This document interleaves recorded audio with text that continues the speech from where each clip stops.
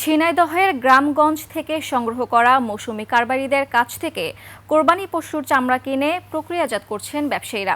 আরও এক সপ্তাহ চামড়া সংগ্রহের কাজ চলবে বলে জানান তারা। গত বছরের চেয়ে চামড়া সংগ্রহ কম হলেও চাহিদা বেশি, তবে দাম নেই অসন্তুষ্ট চামড়া ব্যবসায়ীরা।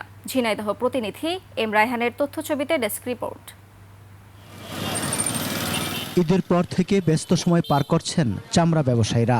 আড়তগুলোতে চামড়া প্রক্রিয়াজাত করা নিয়ে ব্যস্ত শ্রমিকরা। ব্যবসায়ীরা বলছেন অন্য বছরের তুলনায় এবছর চামড়ার পরিমাণ কম, তবে চাহিদা বেশি থাকলেও কাঙ্ক্ষিত দাম পাচ্ছেন না তারা। জেলায় ছাগলের চামড়া 25 থেকে 100 টাকা আর গরুর চামড়া 800 থেকে 1000 টাকায় বিক্রি হচ্ছে। মাল এখানে আসার পর আমরা এখানে প্রসেসিং করার পর যে তারপর এখান থেকে কমপ্লিট করে আমরা ঢাকা এখান থেকে পাঠিয়ে দিই।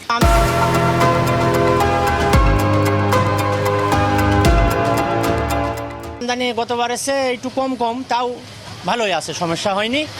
যাই হোক আমরা চামড়াগুলো এবার বেশ করে সংগ্রহ ভালোভাবে করতে পারিছি। গরু 800 থেকে 1000-এর ভিতরে আর বকন গরু 400 টাকার ভিতরে, আর খাসির চামড়া আছে 100 টাকা।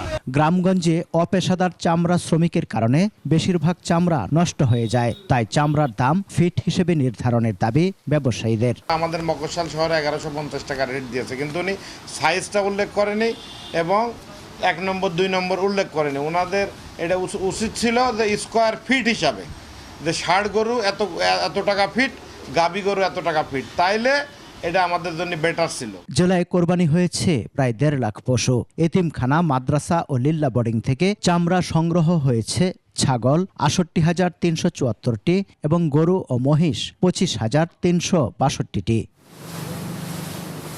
সমর ইসলাম, ডেস্ক রিপোর্ট, 21 টেলিভিশন।